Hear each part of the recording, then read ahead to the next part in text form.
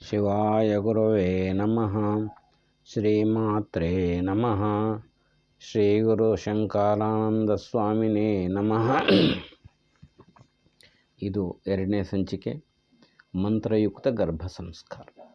ಇದು ಕೇವಲ ಗರ್ಭಿಣಿಯರಿಗಷ್ಟೇ ಅಲ್ಲ, ಗರ್ಭದಿಂದ ಹೊರಗೆ ಬಂದಿರತಕ್ಕಂಥ ನಮ್ಮೆಲ್ಲರಿಗೂ ಕೂಡ ಉಪಯೋಗ ಆಗುತ್ತೆ ಅನ್ನೋದು ಮುಖ್ಯವಾಗಿ ಗಮನಿಸಬೇಕಿದ್ರೊಳಗೆ. ನಾನು ಈ ವಿಷಯವನ್ನು ಅನೇಕ ವಿಧದಿಂದ ಸಂಗ್ರಹ ಮಾಡಿದ್ದೇನೆ, ಒಂದು ಕಡೆ ಅಂತ ಅಲ್ಲ.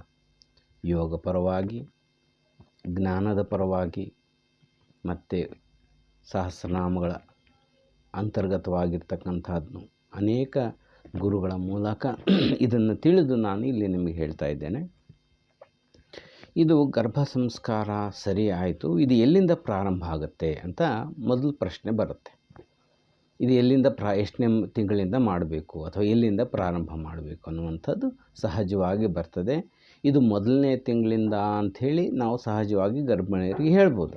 ಆದರೆ ಬೇಸ್ಮೆಟ್ ಎಲ್ಲಿರ್ತದೆ ಅಂದರೆ ಮದುವೆಗಿಂತ ಮುಂಚೆಯೇ, ಅಂದರೆ ಗರ್ಭಧರಿಸೋದಕ್ಕಿಂತ ಒಂದು 6 ತಿಂಗಳು ಮುಂಚೆ ಇದಕ್ಕೆ ಪ್ರಿಪರೇಷನ್ ಮಾಡ್ಕೊಳ್ಬೇಕು. ಮುಖ್ಯವಾಗಿ ಹೇಳಬೇಕಂದ್ರೆ ಏನು ಮಾಡಬೇಕು, ಹೇಗೆ ಹೇಳ್ತೀರಿ, ಇದಕ್ಕೇನು ಉದಾಹರಣೆ ಅಂತಂದರೆ, ನಿಮ್ಗೆ ಉದಾಹರಣೆ ಹೇಳಿದರೆ ಬೇಗ ಅರ್ಥ ಆಗುತ್ತೆ. ಈ ರೈತ ಇದ್ದಾನಲ್ಲ, ಆತ ಬೀಜ ಹಾಗೆ ಬಿದ್ದುಬಿಡ್ತಾನ. ಎಲ್ಲ ಹಸನು ಮಾಡಿದ ಮೇಲೆ ಹೊಲವನ್ನು ಎಲ್ಲ ಹಸನು ಮಾಡಿದ ಮೇಲೆ ಆಮೇಲೆ ಬಿತ್ತುತ್ತಾನೆ. ಆವಾಗ ಫಸಲು ಚೆನ್ನಾಗಿ ಬರ್ತದೆ. ಅದು ಹೇಗಿದ್ದದ್ದು ಹಾಗೆ ಹುಲ್ಲು ಕಡ್ಡಿ ಎಲ್ಲ ಇತ್ತು ಅಲ್ಲೇ ಬಿತ್ತಿದರೆ ಏನಾಗುತ್ತೆ, ಅದು ಸತ್ವ ಕಳೆದುಕೊಳ್ತದೆ. ಬೀಜವನ್ನು ಕೂಡ ಯಾವ ಥರ ತಯಾರು ಮಾಡ್ತಾನೆ, ಬೀಜ ತಯಾರು ಮಾಡೋದು ಬಂದದ್ದು ಎಲ್ಲ ಇದನ್ನು ನೋಡೋದು, ಅದ್ರಾಗ ಯಾವುದು ಉತ್ತಮವಾಗಿರ್ತದೋ ಅದನ್ನು ಆರಿಸಿಕೊಂಡು ಅದನ್ನು ಬಿತ್ತುತ್ತಾನೆ. ಹಾಗೆ ಇಲ್ಲಿ ಕೂಡ ಅದೇ ರೀತಿ ಇರ್ತದೆ.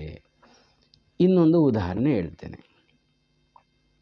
ಈಗ ಯಾರೋ ಒಬ್ಬ ಮುಖ್ಯವಾದ ವ್ಯಕ್ತಿ ಬರ್ತಾ ಇದ್ದಾರೆ, ಬಹಳ ವಿಶೇಷವಾದಂಥ ವ್ಯಕ್ತಿ, ಗುರುಗಳು ಸಮಾನರು ಬರ್ತಾ ಇದ್ದಾರೆ. ಅಥವಾ ಅದು ನಮಗೆ ಗೊತ್ತಿಲ್ಲ ಅಂದರೆ, ಈಗ ರಾಜಕೀಯ ವ್ಯಕ್ತಿಗಳು, ಯಾವ ಮುಖ್ಯಮಂತ್ರಿ ಏನಾರು ಒಬ್ಬರು ಬರ್ತಾ ಇದ್ದಾರೆ ಅಂದರೆ ಒಂದು ಪ್ಲೇಸ್ಗೆ ಏನು ಮಾಡ್ತಾರೆ, ಪ್ರಧಾನಮಂತ್ರಿ ಬರ್ತಾ ಇದ್ದಾರೆ, ಅಲ್ಲಿ ಏನು ಮಾಡ್ತಾರೆ, ತಕ್ಷಣ ಎಲ್ಲ ಶುಭ್ರ ಮಾಡ್ತಾರೆ, ಎಲ್ಲ ಶುಚಿ, ರೋಡು ಗೀಡು ಎಲ್ಲವೂ ಕ್ಲೀನ್ ಮಾಡಿ ಅವ್ರು ಬರಲಿಕ್ಕೆ ಭಾಳಷ್ಟು ಸ್ವಚ್ಛವಾಗಿ ಮಾಡ್ತಾರೆ.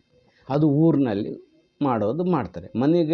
ಮನೆಗೆ ಬರೋದಾದರೆ ಅವ್ರಿಗೆಂಥ ಅತಿಥಿ, ಮಹಾನ್ ವ್ಯಕ್ತಿ ಬರ್ತಾ ಇದ್ದಾರೆ ಅಂದರೆ ಮನೆಯೆಲ್ಲ ನೀಟಾಗಿ ಇಟ್ಕೊಂಡು ಸ್ವಚ್ಛಾಗಿ ನೀಟಾಗಿರುವಂತೆ ಎಲ್ಲರೂ ಅದಕ್ಕೆ ಸ್ಪಂದಿಸ್ತಾರೆ. ಅದೇ ರೀತಿ ಇಲ್ಲಿ ಕೂಡ ನಮ್ಮ ಒಂದು ಕುಟುಂಬದೊಳಗೆ ಒಂದು ಜೀವ ಪ್ರವೇಶ ಆಗ್ತಾ ಇದೆ ಅಂದರೆ ಅದಕ್ಕೆ ಎಷ್ಟು ತಯಾರಿ ಮಾಡಬೇಕು.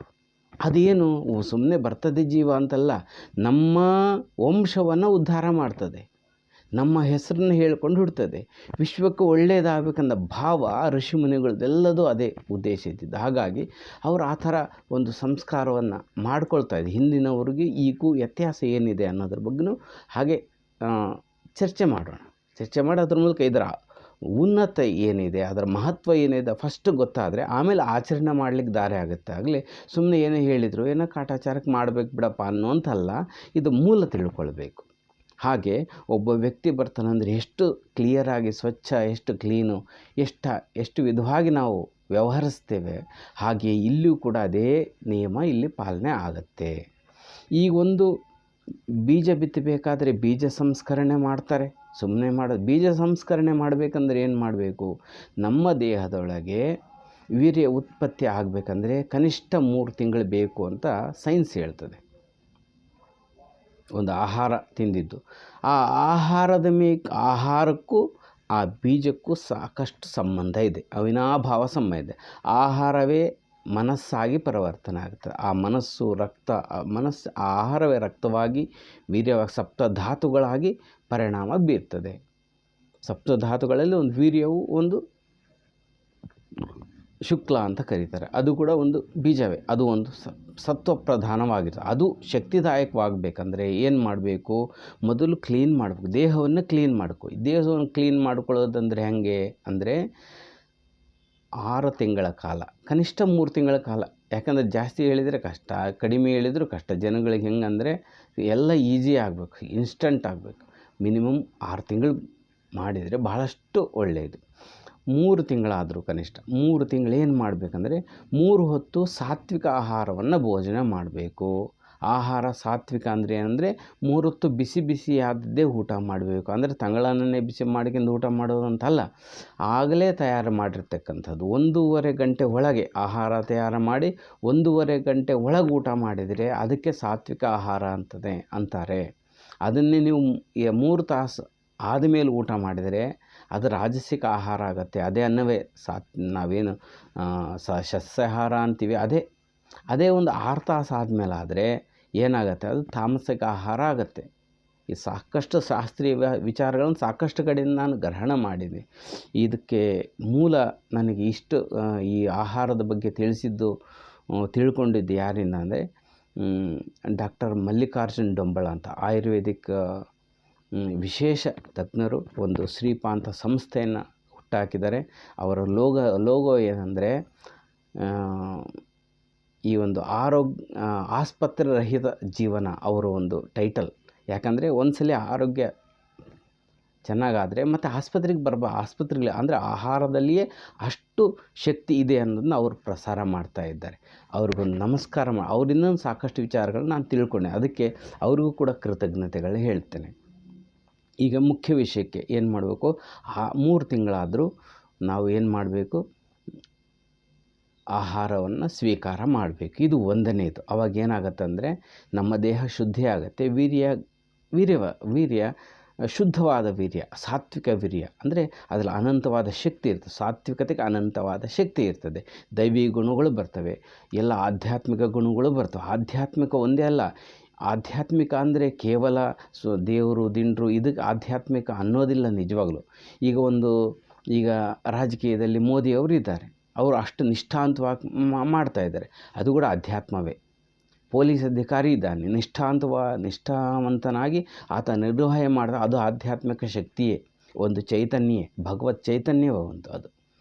ಈಗ ಒಂದು ಡಾಕ್ಟ್ರ್ ಇದ್ದಾರೆ, ಅವರು ಕೂಡ ಸಮಾಜ ಸ್ವಸ್ಥತೆಗಾಗಿ ತಮ್ಮ ಪೂರ್ಣ ಶ್ರಮವನ್ನು ಸಂಪೂರ್ಣವಾಗಿ ಭಾಳಷ್ಟು ಆಗ್ತಾಯಿದ್ದಾರೆ, ಅದು ಕೂಡ ದೈವಿ ಸ್ವರೂಪವೇ. ಹೀಗೆ ಪ್ರತಿಯೊಂದು ಕ್ಷೇತ್ರದಲ್ಲಿಯೂ ಕೂಡ ದೈವಿತ್ವ ಇದೆ. ಆ ದೈವಿತ್ವ ನೀವು ಯಾವ ಕ್ಷೇತ್ರದಲ್ಲಿ ಬೇಕಂದರೆ ಆ ಕ್ಷೇತ್ರದಲ್ಲಿ ನಿಮ್ಮ ತಂದೆ ತಾಯಿಗಳ ಒಂದು ಸಂಕಲ್ಪ ಏನಿರ್ತೋ ಅದರ ಮೇಲೆ ಆ ಒಂದು ಮಗು ಹುಟ್ಟುತ್ತೆ. ಆ ಸಂಸ್ಕೃತಿ ಎಲ್ಲಿ ಇಳಿಸ್ಬೇಕು, ನಾವಿಲ್ಲಿ ಒಳಗಿಳಿಸಿದ್ರೆ ಆಹಾರದ ಮೂಲಕ ಇಳಿಸಬೇಕು. ನೆಕ್ಸ್ಟ್ ಏನು ಮಾಡಬೇಕಂದ್ರೆ ಧ್ಯಾನ, ಜಪ, ಪೂಜೆ ಇವು ಸಾಮಾನ್ಯವಾಗಿ ನಮಗೆ ಅಭ್ಯಾಸ ಇರ್ತದೆ. ನಿತ್ಯ ಅನುಷ್ಠಾನ, ಯಾವುದೋ ಒಂದು ಮಂತ್ರ, ಸಹಸ್ರನಾಮನೋ ಅಷ್ಟೋತ್ತರನೋ 15-20 ನಿಮಿಷ ಇದು ನಿತ್ಯ ಅನುಷ್ಠಾನ ಮಾಡಿದರೆ ಆ ಶಕ್ತಿ, ಮಂತ್ರಶಕ್ತಿಗೂ ನಮ್ಮೊಳಗೆ ಪ್ರಸಾರ ಆಗತ್ತೆ. ಯಾಕಂದರೆ ಒಂದು ಸಹವಾಸ ದೋಷೇಣ ಗುಣಾಃ ಭವತಿ, ಅಂದರೆ ಯಾರು ಸಹವಾಸ ಮಾಡ್ತಾರೆ ಆ ಗುಣಗಳು ನಮಗೆ ಬರ್ತವೆ. ಹಾಗಾದರೆ ದೇವತಾ ಸ್ತೋತ್ರ ಸಹವಾಸ ಮಾಡಿದಿರಂದರೆ ದೇವತೆಯನ್ನು ಸಹವಾಸ ಮಾಡಿದಂಗೆ. ದೇವತೆ ಒಂದು ಸಹವಾಸ ಮಾಡಿದರೆ ದೇವರುಗಳ ಸಹವಾಸ ಅವ್ರ ಗುಣಗಳು ನಮಗೆ ಬರ್ತವೆ. ಇದು ಇದರ ರಹಸ್ಯ. ಹಾಗಾಗಿ ಆ ಸ್ತೋತ್ರಗಳನ್ನ ಧ್ಯಾನವನ್ನು ಮಾಡಿದರೆ ಮನಸ್ಸನ್ನು ಕೂಡ ಸ್ವಚ್ಛವಾಗಿಟ್ಕೊಳ್ಳೋದು ಅಂದರೆ ಧ್ಯಾನದ ಮೂಲಕ ಸಾಧ್ಯ ಆಗುತ್ತೆ. ಇನ್ನೊಂದೇನೆಂದರೆ ಅಭ್ಯಾಸಗಳಿರ್ತವೆ, ಕೆಲವು ದುರಭ್ಯಾಸಗಳಿರ್ತವೆ. ಈಗಿನ ಒಂದು ವಾತಾವರಣದಲ್ಲಿ ಆಗಿದೆ. ಹಾಗಾಗಿ ಈ ದುರಭ್ಯಾಸಗಳನ್ನು ಆದಷ್ಟೇನು ಪೂರ್ಣ ತ್ಯಜಿಸಿಬಿಡಬೇಕು. ಆದಷ್ಟು ಕಡಿಮೆ ಮಾಡ್ತಾ ಅಭ್ಯಾಸ ಮಾಡಿದರೆ ಅದನ್ನು ತೊಲಗಿಸ್ಕೊಂಡ್ರೆ ಒಂದು 6 ತಿಂಗಳು ಶ್ರದ್ಧೆ ಇದ್ದು ಆಮೇಲೆ ಗರ್ಭಧಾರಣೆ ಆಗೋವರೆಗೂ ಆ ಒಂದು ಇದನ್ನು ಕಾಪಾಡಿಕೊಂಡ್ರೆ ಉತ್ತಮವಾದಂತಹ ಮಗು ಹುಟ್ಟುತ್ತದೆ. ಇದು ಒಂದನೇದು. ಇದಕ್ಕಿಂತ ಪೂರ್ವದಲ್ಲಿ ಇನ್ನೇನು ಮಾಡಬಹುದು ಅಂದರೆ, ಇದು ಗರ್ಭಿಣಿ ತಾಯಿಗೂ ಸಂಬಂಧ ಇರ್ತದೆ, ತಂದೆಗೂ ಕೂಡ ಸಂಬಂಧ ಇರ್ತದೆ. ತಂದೆ ತಾಯಿ ಇಬ್ಬರೂ ಕೂಡ ಆಚರಣೆ ಮಾಡಬೇಕಿರ್ತದೆ ಆಹಾರ ಪದ್ಧತಿಯಲ್ಲಿ, ಧ್ಯಾನ, ಪೂಜೆ ಇವೆಲ್ಲವೂ. ಆಮೇಲೆ ಇನ್ನೊಂದೇನೆಂದರೆ, ಇದು ಮದುವೆ ಪೂರ್ವದಲ್ಲಿನೇ ನನಗನ್ಸೋದು ಹೀಗನ್ನಿಸ್ತದೆ. ಅಂದರೆ ಮದುಮಗಳನ್ನ ಕಳಿಸಬೇಕಾದ್ರೆ ಒಂದು ಸಂಸ್ಕಾರ ಆಗಿ ಕಳಿಸ್ಬೇಕು ಮಗಳಿಗೆ. ಏನಂತ ಸಾಮಾನ್ಯವಾಗಿ ಈಗ ನೋಡೋದಂದರೆ ತಂದೆ ತಾಯಿನ ಚೆನ್ನಾಗಿ ನೋಡ್ಕೋ, ಅವ್ರನ್ನೆಲ್ಲರೂ ಚೆನ್ನಾಗಿ ನೋಡ್ಕೋ, ಈ ಥರ ಹೇಳಬೇಕು. ಅದನ್ನು ಬಿಟ್ಟು ಎಲ್ಲರನ್ನೂ ನೋಡು, ಎಲ್ಲರೂ ಹೆಂಗೆ ಮಾಡ್ತಾರೆ, ಎಲ್ಲ ನಿನ್ನ ಗಂಡನ ಕಂಟ್ರೋಲ್ ಇಟ್ಕೋ, ನಿಮ್ಮ ಅತ್ತೆನ ಕಂಟ್ರೋಲ್ ಇಟ್ಕೋ, ಎಲ್ಲರೂ ನಿನ್ನ ಕೈಯಾಗಿರಂಗೆ ಮಾಡ್ಕೋ, ಈ ಥರ ಬೋಧನೆಗಳು ಕೆಲವು ಮಾಡ್ತಾ ಇರ್ತಾರೆ. ಕೆಲವರು ನಾನು ಬಂದಿರೋದು ಗಂಡನ ಸೇವೆಗಷ್ಟೇ, ಇನ್ಯಾರು ನನಗೆ ಸಂಬಂಧ ಇಲ್ಲ ಅಂತ ಹೇಳುವಂಥವರು ಕೂಡ ನಾವು ನೋಡ್ತಾ ಇದ್ದೇವೆ ಈ ಒಂದು ಕಾಲದಲ್ಲಿ. ಆದರೆ ತಂದೆ ತಾಯಿ ಈ ಥರ ಬೋಧನೆ ಮಾಡಬೇಕು. 2 ವರ್ಷಗಳ ಕಾಲ ಅಲ್ಲಿ ಸುದ್ದಿಯನ್ನು ಮಾತಾಡಬಾರ್ದು. ಯಾಕಂದರೆ ಆಚಾರ ವ್ಯವಹಾರ ಬೇರೆ ಬೇರೆ ಇರ್ತದೆ. ಹಾಗಾಗಿ ಇಲ್ಲಿ ಆಚಾರಕ್ಕೂ ಅಲ್ಲಿ ಆಚಾರಕ್ಕೂ ಬೇರೆ ಇರ್ತದೆ. ಆವಾಗ ದ್ವಂದ್ವ ಆಗುತ್ತೆ. ಆ ಸಮಯದಲ್ಲಿ ಅವ್ರು ಏನು ಹೇಳ್ತಾರೆ ಅದನ್ನೇ ಕೇಳಬೇಕು. ಗಂಡನ ಮನೆಯವ್ರು ಏನು ಹೇಳ್ತಾರೆ ಅದನ್ನೇ ಕೇಳಬೇಕು. 2 ವರ್ಷಗಳ ಕಾಲ ಅದನ್ನು ಅನುಭವಿಸಿದರೆ ಆಮೇಲೆ ಎಲ್ಲವೂ ಗೊತ್ತಾಗತ್ತೆ. ಆಮೇಲೆ ಎಲ್ಲವೂ ಸರಿದಾರಿಗೆ ಬರ್ತದೆ. ಎಲ್ಲರನ್ನೂ ಚೆನ್ನಾಗಿ ನೋಡಿಕೊಂಡ್ರೆ ಅವರು ಸಹಜವಾಗಿ ಚೆನ್ನಾಗಿ ನೋಡ್ಕೊತಾರೆ ಹೊಸದಾಗಿ ಹೋಗಿರ್ತಕ್ಕಂಥ ಮದುಮಗಳನ್ನು. ಇದು ಖಂಡಿತ. ಈಗ ಹೇಳಿ ಕಳಿಸಬೇಕಾದ್ರೆ ಅದನ್ನ ಭದ್ರಪಡಿಸ್ಬೇಕಾಗ್ತದೆ. ಈಗ 2 ವರ್ಷ ಯಾಕೆಂದರೆ ಸಮಯ ಬೇಕು. ಇಲ್ಲಿ ಕೆಲವೊಬ್ಬರು ನೋಡಿ ಉದಾಹರಣೆ ಕೊಟ್ಟರೆ ನಿಮಗೆ ಸ್ವಲ್ಪ ಅರ್ಥ ಆಗುತ್ತೆ. ಕೆಲವರು ನಿತ್ಯ ಪೂಜೆ ಮಾಡ್ತಕ್ಕಂಥ ಒಂದು ಬಂದಿತನ ಅವರು ಮಗಳನ್ನ ಕೊಟ್ಟರು. ಅವರು ಅಲ್ಲಿ ನಿತ್ಯ ಪೂಜೆ ಮಾಡೋಂಗಿಲ್ಲಂತೆ. ವಾರಕ್ಕೆ ಒಂದೇ ದಿವಸ ಪೂಜೆ ಮಾಡ್ಬೇಕಷ್ಟೇ. ಹೌದಾ? ಹಾಗೆ ಸರಿ ಅಮ್ಮ, ನೀನು ಹಿಂಗೆ ಮಾಡ್ತಾರೆ, ನಾನು ಹೆಂಗೆ ಮಾಡಲಿ? ತಪ್ಪಲ್ವಾ? ತಪ್ಪು ಕರೆಕ್ಟು, ದಿವಸ ಮಾಡ್ಬೇಕು ಕರೆಕ್ಟ್. ಆದರೂ ಅವ್ರು ಹೇಳ್ದಂಗೆ ಕೇಳು ಅಂತ ನಾನು ಸಲಹೆ ಕೊಟ್ಟಿದ್ದು. ಯಾಕಂದರೆ ಅದಾದಮೇಲೆ ನಿಧಾನಕ್ಕೆ ಈಗ 2-3 ವರ್ಷ ಮೇಲೆ ಆದಮೇಲೆ ಸಹಜವಾಗಿ ಅವರು ಬದಲಾಗಿ ಈಗ ನಿತ್ಯ ಪೂಜೆ ಮಾಡ್ತಾ ಇದ್ದಾರೆ. ಇದು ವಿಚಾರ. ಯಾಕಂದರೆ ಅಲ್ಲಿ ಸಣ್ಣ ವಿರೋಧ ಎಲ್ಲ ಸರಿ ಇರೋದು, ನನ್ನದೇ ಕರೆಕ್ಟ್ ಇದ್ದರೂ ಕೂಡ ಅವ್ರು ಹೇಳಿದ್ದನ್ನು ನಾವು ಒಪ್ಪಬೇಕು ಪ್ರಾರಂಭದಲ್ಲಿ. ಇದನ್ನು ನಾವು ಮದುಮಗಳಿಗೆ ಹೋಗಬೇಕಾದ್ರೆ ಹೇಳಿ ಕಳಿಸ್ಬೇಕು. ಇದೇ ಸಾಧನೆ ಮಾಡಬೇಕು, ನಾವು ಹೇಳಿದ್ದೇ ಸರಿ, ನಮ್ಮದೇ ಆಗಬೇಕು ಅನ್ನುವಂಥ ಕೆಲವೊಂದನ್ನು ಬಿಟ್ಟು ಇದನ್ನು ಮಾಡಬೇಕು. ಒಂದಿನದು. ಆಮೇಲೆ ಆಹಾರ ಅಭ್ಯಾಸಗಳು ಆಯಿತು. ದೈಹಿಕ ಅಭ್ಯಾಸ, ಯೋಗ, ಪ್ರಾಣಾಯಾಮ, ಧ್ಯಾನ ಏನು ಗೊತ್ತಿರ್ತದೋ ಅವನ್ನು ಅಭ್ಯಾಸ ಮಾಡಬೇಕು ಅನ್ನುವಂಥದ್ದಾಯಿತು. ಇನ್ನು ಗರ್ಭಿಣಿ ಆಯಿತು ಅಂದ ಕೂಡಲೇ ಭಾಳಷ್ಟು ಜಾಗೃತಿಯನ್ನು ವಹಿಸಬೇಕು. ಎರಡೂ ಕಡೆಯವರು ಅಂದರೆ ತಾಯಿ ಕಡೆಯವರು, ತವರು ಮನೆಯವರು, ಇವರು ಎರಡು ಬೀಗರು, ಅಕ್ಕ, ಅತ್ತೆ ಮಾವ, ಅವರು ಇವ್ರ ತಂದೆ ತಾಯಿ, ಇವ್ರಿಗೆ ಅತ್ತೆ ಮಾವ ಆದರೂ ಅವ್ರಿಗೆ ಅತ್ತೆ ಮಾವಾಗಿ ಈ ಎರಡೂ ಮನೆಯವರು ಕೂಡ ಸಹಕಾರ ಮಾಡಬೇಕು. ಅವ್ರನ್ನ ಬಹಳ ದೌಹೃದಿ ಅಂತ 2 ಹೃದಯಗಳಿರ್ತಕ್ಕಂಥವ್ರು. ಆ ಸ್ವಭಾವ ಹೇಗಿರ್ತದಂದರೆ ಅವ್ರಿಗೆ ಆಹಾರ ಒಗ್ಗದೇ ಇರ್ತಕ್ಕಂಥದ್ದು, ಕೆಲವೊಂದು ಭಾವನೆಗಳು ವಿಚಿತ್ರ ಆಗ್ತದೆ. ಗರ್ಭಿಣಿ ಆದಮೇಲೆ ಸ್ವಲ್ಪ ವ್ಯತ್ಯಾಸ ಆಗುತ್ತೆ ಅವರಲ್ಲಿ. ಏನಾಗುತ್ತೆ, ಕೆಲವು ಭಾವಗಳು ವ್ಯತ್ಯಾಸ ಆಗ್ತವೆ. ಈ ರೀತಿ ಕೆಲವು ಆಹಾರ ನಿಯಮಗಳು ಕೆಲವೊಂದು ವ್ಯತ್ಯಾಸ ಆಗ್ತದೆ. ಕೆಲವೊಂದು ಹೊಸ ಆಹಾರಗಳು ಕೇಳ್ತದೆ. ಆ ಒಂದು ಯಾರೋ ಒಳಗಿರ್ತಕ್ಕಂಥ ಜೀವ ಇರ್ತದಲ್ಲ, ಅದು ಕೇಳ್ತದೆ. ಅದಕ್ಕೇನು ಬೇಕೋ ಅದನ್ನು ಕೇಳ್ತದದು. ಯಾಕಂದರೆ ಹಿಂದಿನ ಯಾವ ಜನ್ಮದಲ್ಲಿ ಇತ್ತೋ ಗೊತ್ತಿಲ್ಲ, ಆ ಸಂಸ್ಕಾರ ಇಲ್ಲಿ ಬಂದಿರೋದ್ರಿಂದ ಅದು ಕೂಡ ಕೇಳ್ತದೆ. ಅದಕ್ಕೋಸ್ಕರ ಹೊಸ ಬಯಕೆಗಳು ಗರ್ಭಿಣಿಯರಿಗೆ ಬರ್ತಾ ಇರ್ತವೆ. ಹಾಗಾಗಿ ಏನು ಮಾಡಬೇಕಿದಕ್ಕೆಂದರೆ ಅದಕ್ಕೆ ನಿಯಮಿತವಾಗಿ ತೀರಿಸ್ಬೇಕು. ಮತ್ತು ಇದ್ರ ನೆಪ ಮಾಡಿಕೊಂಡು ಗರ್ಭಿಣಿಗೆ ಬಯಕೆಗಳಿರ್ತವೆ, ತಿನ್ನಿಸ್ಬೇಕು ಅಂತ ನೆಪ ಇಟ್ಕೊಂಡು ಪಾನಿಪೂರಿ, ಗೋಬಿ ಮಂಚೂರಿ, ಇನ್ನು ಏನೋ ಬರ್ಗರು, ಪಿಜ್ಜಾ ಎಲ್ಲ ಬರ್ತಾವಲ್ಲ, ಅವೆಲ್ಲವನ್ನು ಮೆಕ್ಕಾದು ಮಾಡಬಾರ್ದು. ಅವನ್ನು ಎಲ್ಲ ಸುಮ್ಮನೆ ಅದನ್ನೇ ತಿಂದುಬಿಡೋದು, ಅದು ನೆಪ ಮಾಡ್ಕೊಂಡು ಇದನ್ನು ತಮ್ಮ ಒಂದು ಇದನ್ನು ತೀರಿಸ್ಕೊಂಬಿಡಿ. ಈ ಥರ ಮಾತ್ರ ಯಾವುದೇ ಕಾರಣಕ್ಕೂ ಮಾಡಬಾರ್ದು. ಯಾಕಂದರೆ ಇವು ನಿಷಿದ್ಧ ಆಹಾರ. ಹೆಂಗೆ ತಯಾರು ಮಾಡಿರ್ತಾರೋ ಹೊರಗಡೆ ಸಾತ್ವಿಕ ಭಾವನೆಯಿಂದ ತಯಾರು ಮಾಡಬೇಕು, ಅವು ತಿನ್ನುವಂಥವಲ್ಲ. ಹಾಗಾಗಿ ಆ ಥರ ವಸ್ತುಗಳು ತಿನ್ನಬೇಕು ಅನಿಸಿದರೆ ಸ್ವಲ್ಪ ಪ್ರಮಾಣ ತಿಂದು ಸುಮ್ಮನಾಗಿಬಿಡಬೇಕು. ಅದರ ಮೇಲೆ ಹೆಚ್ಚು ಇದ್ರ ಕಡೆಗೆ ಹೋಗಬಾರ್ದು. ಇನ್ನಕ್ಕೊಂದು ವಿಶೇಷವಾಗಿ ನಾನು ಮಲ್ಲಿಕಾರ್ಜುನ ಡಂಬಳ ಸರ್ ಅವರು ಇದೇ ವಿಚಾರವಾಗಿ ಅವರು ಸಂಸ್ಕಾರದ ಬಗ್ಗೆ ಮಾತಾಡಿದಾಗ ಒಂದು ಮಾತು ಕೇಳಿದೆ. ಈ ಕೆಲವೊಂದು ವಿಚಿತ್ರವಾದ ಬಯಕೆಗಳು ಬರ್ತವೆ. ಈಗ ಹೆಣ್ಮಗುಗೆ, ಗರ್ಭಂತ ಸ್ತ್ರೀಗೆ ಸಿಗರೇಟ್ ಸೇದಬೇಕು ಅನ್ನಿಸ್ತದೆ. ಹೀಗೆ ಅನ್ನಿಸ್ತದೆ. ಹೇಗೆ ಅನ್ನಿಸ್ತದೆ? ಆವಾಗ ಅದನ್ನು ತಡೀಬಾರ್ದು ಅಂತ ಹೇಳ್ತಾರೆ ಅವರು. ನಾನೊಂದು ಕಡೆ ಕೇಳಿದ್ದೀನಿ.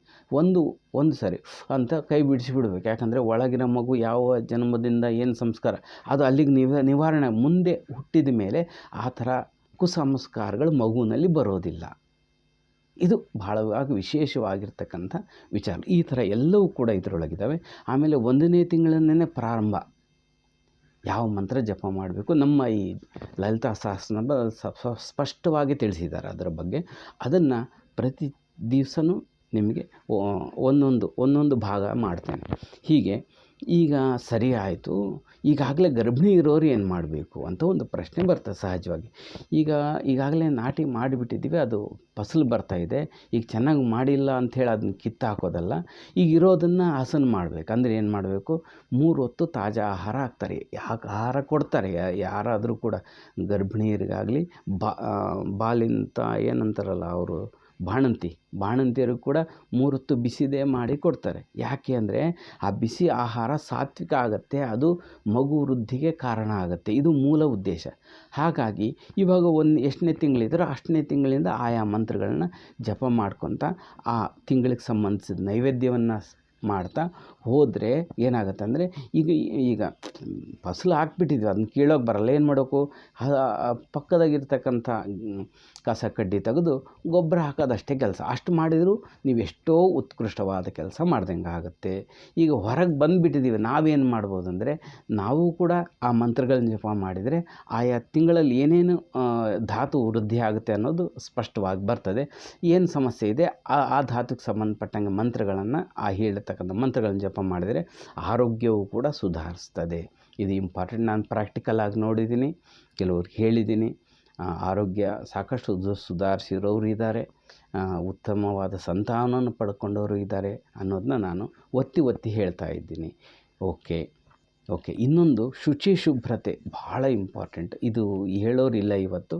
ಹೇಳುವಂಥ ದೊಡ್ಡ ಸಮಸ್ಯೆ ಏನಂದರೆ, ಮೊದಲು ಏನು ಮಾಡ್ತಿದ್ರು ಅಂದರೆ ಈ ಒಂದು ಶುಚಿಯಾಗಿರ್ತಿದ್ರು. ಶುಭ್ರತೆ ಅಂದರೆ ಈ ಶುಚಿ ಅಂದರೆ ಈ ಒಂದು ಅಂಟು ಮುಟ್ಟು ಮೈಲಿಗೆ ಇವನ್ನು ಆಚರಣೆ ಮಾಡ್ತಿದ್ರು. ಇವತ್ತು ಅವೆಲ್ಲ ಸ್ವಲ್ಪ ಭಾಳಷ್ಟು. ಈಗ ಹೆಣ್ಮಕ್ಕಳು ಅವರ ತಿಂಗಳ ಒಂದು ಸಮಯ ಬರ್ತದೆ, ಆಗ 5 ದಿವಸ ಹೊರಗಿರ್ತಿದ್ರು.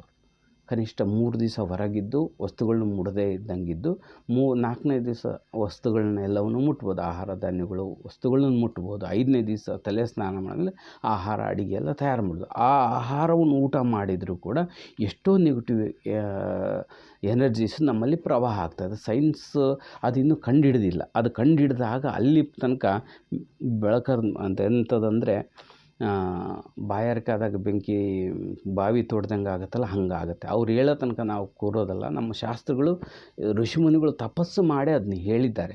ಅದನ್ನು ನಾವು ಇವತ್ತು ಯಾವುದೋ ಒಂದು ಕಾರಣದಿಂದ ಕಳ್ಕೊಳ್ತಾ ಇದ್ದೀವಿ. ಸ್ತ್ರೀಯರಿಗೆ ಎಂಥ ಉನ್ನತ ಸ್ಥಾನ ಇದೆ ಅಂದರೆ, ಸುಮ್ಮನೆ ಕೆಲವರು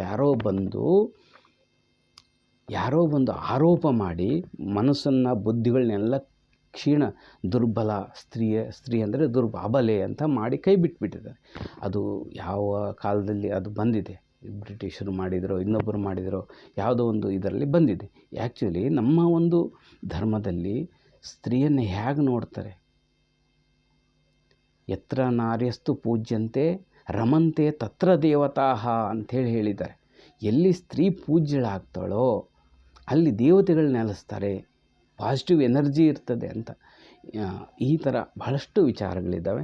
ಇದನ್ನು ಇನ್ನೊಂದು ಸಂಚಿಕೆಯಲ್ಲಿ ಈ ಬಗ್ಗೆ ಸಪರೇಟ್ ಒಂದು ವಿಡಿಯೋವನ್ನು, ಒಂದು ಚಿಂತನವನ್ನು ಮಾಡ್ತೇನೆ.